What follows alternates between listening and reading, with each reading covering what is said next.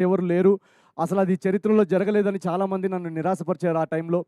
So cut చేస్తే ఈరోజు తెలుగు ప్రేక్షకులు వరుసగా 4వ బ్లాక్ బస్టర్ అందించారు. So thank you so much, thank you so much. అందరూ కష్టపడతాము, అందరూ టాలెంటెడే, కానీ దీనిలో ఒక ఎక్స్ ఫ్యాక్టర్, ఈ విజయాల్లో ఒక ఎక్స్ ఫ్యాక్టర్, ఒక మ్యాజిక్ అనేది జరుగుతుంది.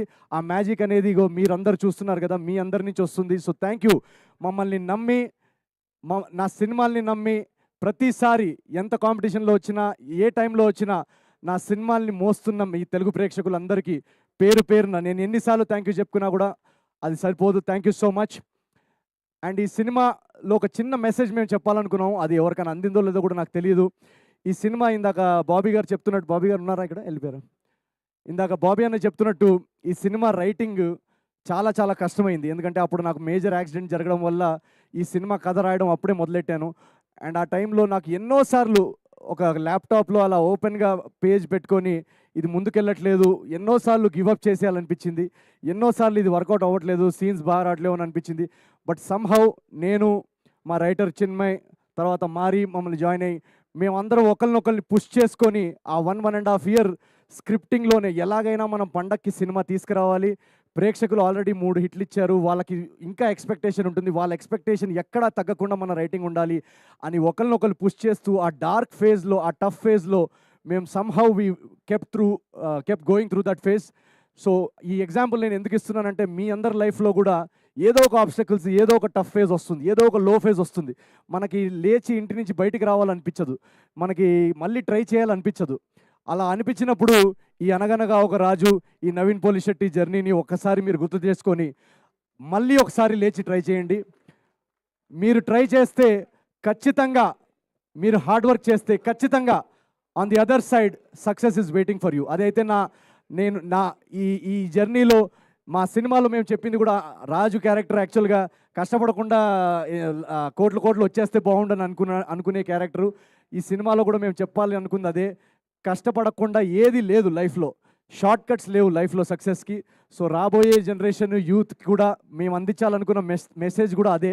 So once you work hard, definitely there is success on the other side. And ఈ రైటింగ్ ప్రాసెస్లో కానీ మేము టైం తీసుకొని దాన్ని రాయాలనుకొని మా ఇంటెన్షన్స్ ఎంత జెన్యూన్గా ఉన్నా ఆ ఇంటెన్షన్స్ని సపోర్ట్ చేసి మేము చెప్పాలనుకుంటున్న కథ, మా తపన అర్థం చేసుకునే ప్రొడ్యూసర్ దొరకడం చాలా ఇంపార్టెంట్. సో ఈ మొత్తం జర్నీలో మమ్మల్ని అందరినీ మాకు ఎంత టైం కావాలో రైటింగ్ అంత టైం ఇచ్చి, మాకు ఏం కావాలో సినిమాకి సపోర్ట్ చేసిన మా నాగవంశీ గారికి ఒకసారి వేసుకోండి. వెనకాలండి ఫస్ట్ డే నుంచి మేము నరేషన్ చెప్పిన దగ్గర నుంచి ఆయన కథలో నమ్మి మాకు ఏం కావాలో, ఎంత టైం కావాలో ఇచ్చి ఈరోజు ఈ క్వాలిటీ ప్రోడక్ట్ రావడానికి ఒక సైలెంట్ ఫోర్స్ వెనకాల నాగవంశీ గారు. అలాగే ఒక విషయం చెప్పాలి, చిన్బాబు గారు కానీ, త్రివిక్రమ్ గారికి, మన రాధాకృష్ణ గారు కానీ, వాళ్ళిద్దరికి కూడా నేను చాలా చాలా మనస్ఫూర్తిగా నేను థ్యాంక్ యూ చెప్పాలనుకుంటున్నాను. ఎందుకంటే ఈ సినిమా మేము షూట్ చేసి చూపించిన తర్వాత రాధాకృష్ణ గారికి చూపించినప్పుడు ఆయన ఎలా అర్థం చేసుకుంటారు, ఏం చెప్తారు, ఏంటి అనే ఒక కొంచెం నర్వస్నెస్ ఉండింది.